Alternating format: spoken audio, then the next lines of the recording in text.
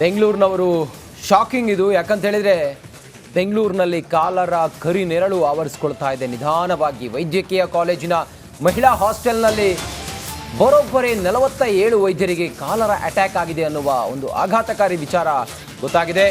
3 ವೈದ್ಯರಿಗೆ ಐಸಿಯುನಲ್ಲಿ ಚಿಕಿತ್ಸೆಯನ್ನು ಕೊಡ್ತಾ ಇದ್ದಾರೆ. 26 ವರ್ಷದ ವೈದ್ಯಗೆ ಕಾಲರ ಪಾಸಿಟಿವ್ ಬಂದಿದೆ.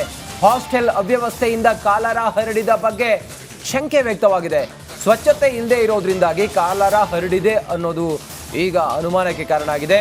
ಹಲವು ಬಾರಿ ಸ್ವಚ್ಛವಾಗಿಲ್ಲ ಅಂಥೇಳಿ ದೂರು ಕೊಟ್ಟಿದ್ರು ವೈದ್ಯರು. ಹಾಸ್ಟೆಲ್ ಸ್ವಚ್ಛತೆ ಬೇಕು ಅಂದರೆ ಹಾಸ್ಟೆಲ್ ಬಿಟ್ಟೋಗಿ ಅಂಥೇಳಿ ವಾರ್ಡನ್ ಕೂಡ ಹೇಳಿದರು. ಅಸಡ್ಡೆ ಉತ್ತರ ಕೊಟ್ಟಿದ್ರು, ನಿರ್ಲಕ್ಷ್ಯ ಮಾಡಿದರು. ಅದೆಲ್ಲದರ ಹೊರತಾಗಿ ಈಗ 47 ಜನರಿಗೆ ಕಾಲರ ಸಿಂಪ್ಟಮ್ಸ್ ಇರೋದು ಪತ್ತೆಯಾಗಿದೆ. ಅವರನ್ನು ಚಿಕಿತ್ಸೆಗೆ ಒಳಪಡಿಸಿದ್ದಾರೆ. ಒಬ್ಬರು ಐಸಿಯುನಲ್ಲಿದ್ದಾರೆ ಅನ್ನೋದ್ರ ಬಗ್ಗೆಯೂ ಕೂಡ ಮಾಹಿತಿ ಲಭ್ಯ ಆಗಿದೆ. ಒಟ್ಟಾರೆ ಬೆಂಗಳೂರಿನಲ್ಲಿ ಹಾಸ್ಟೆಲ್ಗಳಲ್ಲಿ PGಗಳಲ್ಲಿ ಕಾಣಿಸ್ಕೊಳ್ತಾ ಇತ್ತು. ಈಗ ನೋಡಿ ವೈದ್ಯಕೀಯ ಹಾಸ್ಟೆಲ್ನಲ್ಲೇ ಕಾಣಿಸ್ಕೊಂಡಿದೆ ಕಾಲರ. ಇದು ಹೆಂಗಿರುತ್ತೆ, ಎಷ್ಟು ಅಪಾಯಕಾರಿ ಮತ್ತು ಇದು ಪ್ರಾಣಕ್ಕೆಷ್ಟು ಹಾನಿ, ಅದು ಮಗದೊಂದು ಎಲ್ಲ ನೋಡ್ತಾ ಹೋದಂಗೆ ಹೈಜೀನಿಕ್ ಆಗಿ ಅಥವಾ ನಾವು ಇರುವಂಥ ಸುತ್ತಮುತ್ತ ವಾತಾವರಣವನ್ನು ಸ್ವಚ್ಛತವಾಗಿ ಇಟ್ಕೊಂಡ್ರೆ, ಬಿಸಿ ನೀರು ಕುಡಿಯೋದು ಮತ್ತು ಪ್ರಿಕಾಷನ್ಸ್ಗಳನ್ನು ತೆಗೆದುಕೊಂಡ್ರೆ ಯಾವುದೇ ತೊಂದರೆ ಆಗೋದಿಲ್ಲ. ಆದರೆ ಈ ಹೊತ್ತಿನವರೆಗೂ ಕೂಡ ಕಾಲರದ ಆತಂಕ ಬೆಂಗಳೂರನ್ನು ಕಾಡ್ತಾ ಇದೆ. ಓಕೆ, ದೀಪ್ತಿ ಇದರ ಬಗ್ಗೆ ಇನ್ನಷ್ಟು ಹೆಚ್ಚಿನ ಮಾಹಿತಿಯನ್ನು ಕೊಡ್ತಾರೆ. ದೀಪ್ತಿ, ಆರೋಗ್ಯಕ್ಕೆ ಸಂಬಂಧಪಟ್ಟಾಗ ನಮ್ಮ ರಿಪೋರ್ಟರ್ ದೀಪ್ತಿ ತೊಳ್ಪಾಡಿ ಅದರ ಬಗ್ಗೆ ಹೆಚ್ಚಿನ ಮಾಹಿತಿಯನ್ನು ಕೊಡ್ತಾ ಹೋಗ್ತಾರೆ. ದೀಪ್ತಿ, ನಮಗೆ ಮೊದಲು ಹೇಳಿ ಯಾವೆಲ್ಲ ಗೈಡ್ಲೈನ್ಸ್ ಕೊಟ್ಟಿದ್ದಾರೆ ಜನಸಾಮಾನ್ಯರು, ಮಕ್ಕಳು, ಮುನ್ನೆಚ್ಚರಿಕೆ ಮೇಯ್ನಾಗಿ ಅದನ್ನು ನೀವು ಹೇಳಿ. 1, 2, 3 ಇದನ್ನು ಮುಖ್ಯವಾಗಿ ವಹಿಸಬೇಕು, ಇದನ್ನು ಮುಖ್ಯವಾಗಿ ಜಾಗ್ರತೆ ವಹಿಸಬೇಕು ಅಂತ ಹೇಳೋದಿದ್ರೆ ಯಾವುದು ದೀಪ್ತಿಯವರೇ? JP ಸರ್, ಕಾಲರ ಈ ಸೀಸನ್ನಲ್ಲಿ ಕಾಣಿಸ್ಕೊಳ್ಳುವಂಥದ್ದು. ಅಂದರೆ ಮೊದಲ ಕೇಸ್ ಮಲ್ಲೇಶ್ವರಮದಲ್ಲಿ ಪತ್ತೆಯಾಗಿತ್ತು. ಇದೀಗ ಬೆಂಗಳೂರು ಮೆಡಿಕಲ್ ಕಾಲೇಜ್ನಲ್ಲಿ 47 ವೈದ್ಯಕೀಯ ವಿದ್ಯಾರ್ಥಿಗಳು, ಇವರನ್ನು ನಾವು ಡಾಕ್ಟರ್ಸ್ ಅಂತಲೂ ಕರಿಬೋದು, ಇವರಿಗೆ ಅಟ್ಯಾಕ್ ಆಗಿದೆ. ಅಂದರೆ ಸಿಂಪ್ಟಮ್ಸ್ ಏನು ಅಂತ ಹೇಳಿದ್ರೆ ಅತಿಯಾದಂತಹ ಸುಸ್ತು, ವಾಂತಿ ಭೇದಿ, ಮುಖ್ಯವಾಗಿ ಹೊಟ್ಟೆ ನೋವು. ಇದು ಮೇಲ್ನೋಟಕ್ಕೆ ನಮಗೆ ಫುಡ್ ಇನ್ಫೆಕ್ಷನ್ ಆಗಿದೆ ಅಂತ ನೆಗ್ಲೆಕ್ಟನ್ನು ಮಾಡಿದ್ರೆ ಜೀವಕ್ಕೆ ಅಪಾಯ. ಈ ಹೊತ್ತಿನಲ್ಲಿ ಹೋಗಿ ಟ್ರೀಟ್ಮೆಂಟನ್ನು ತಗೊಳ್ಳೋದು ತುಂಬಾ ಇಂಪಾರ್ಟೆಂಟ್ ಆಗುತ್ತೆ. ಯಾಕಂದರೆ ಕಾಲರವನ್ನು ನೆಗ್ಲೆಕ್ಟ್ ಮಾಡೋದಕ್ಕಾಗೋದಿಲ್ಲ. ಸರಿಯಾದ ಹೊತ್ತಿನಲ್ಲಿ ಟ್ರೀಟ್ಮೆಂಟ್ ತಗೊಳ್ಳಿಲ್ಲ ಅಂತ ಹೇಳಿದ್ರೆ ಜೀವಕ್ಕೆ ಕುತ್ತು ಬರುವಂತಹ ಸಾಧ್ಯತೆ ಇದೆ ಅಂತ ವೈದ್ಯರು ಈಗಾಗಲೇ ಮಾಹಿತಿಯನ್ನು ಕೊಟ್ಟಿದ್ದಾರೆ. ಹೇಗೆ ಹರಡುತ್ತೆ ಅಂತ ಹೇಳಿದ್ರೆ ಕಲುಷಿತ ನೀರಿನಿಂದ. ಸರಿಯಾದಂತಹ ನೀರನ್ನು ಕುಡಿಲಿಲ್ಲ, ಅದು ಕಂಟಾಮಿನೇಟ್ ಆಗಿದೆ, ಅದನ್ನು ನಾವು ಸೇವಿಸ್ತಾ ಇದ್ದೀವಿ ಅಂತ ಹೇಳಿದ್ರೆ ಅದರಿಂದ ಬರುವಂತಹ ಸಾಧ್ಯತೆ ಇದೆ. ಇನ್ನು ನಾವು ಇರುವಂತಹ ಪರಿಸರ ಕೂಡ ಸ್ವಚ್ಛತೆ ಇಲ್ಲ, ತುಂಬ ಕೊಳಕು ಪರಿಸ್ಥಿತಿಯಲ್ಲಿ ನಾವಿದ್ದೀವಿ, ಆ ಒಂದು ವಾತಾವರಣದಲ್ಲಿದ್ದೀವಿ ಅಂತ ಹೇಳಿದ್ರೆ ಅದರಿಂದನೂ ಕೂಡ ಬರುವಂತಹ ಸಾಧ್ಯತೆ ಇದೆ.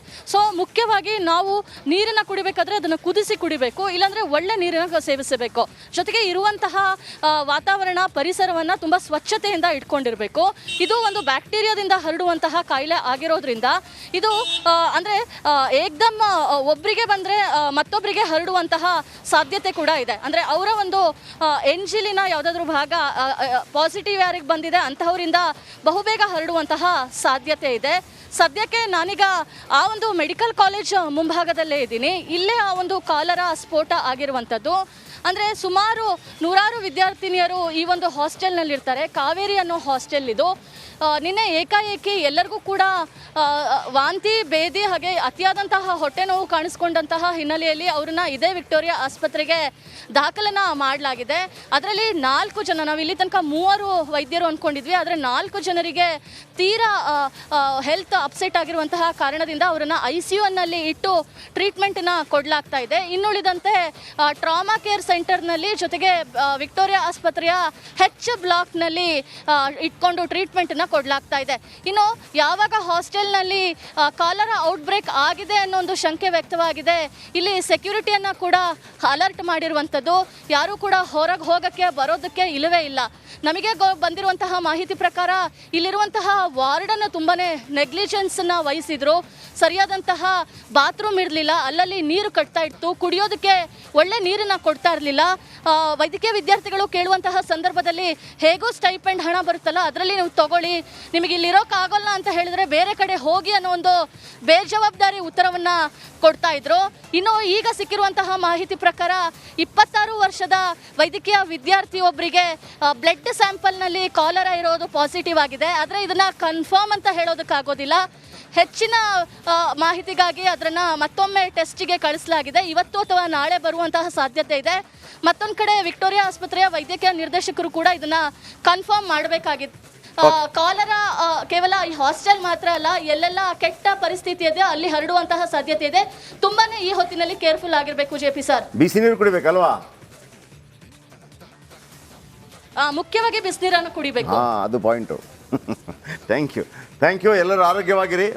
ಮ್ಯಾಕ್ಸಿಮಮ್ ಬಿಸಿನೀರು ಕುಡಿಯುವಂಥ ಪ್ರಯತ್ನವನ್ನು ಮಾಡಿ. ಕೆಲವೇ ಅತ್ಯದ್ಭುತ ಮಾಹಿತಿಗಳನ್ನು ದೀಪ್ತಿಯವರು ಕೊಡ್ತಾ ಹೋದ್ರು.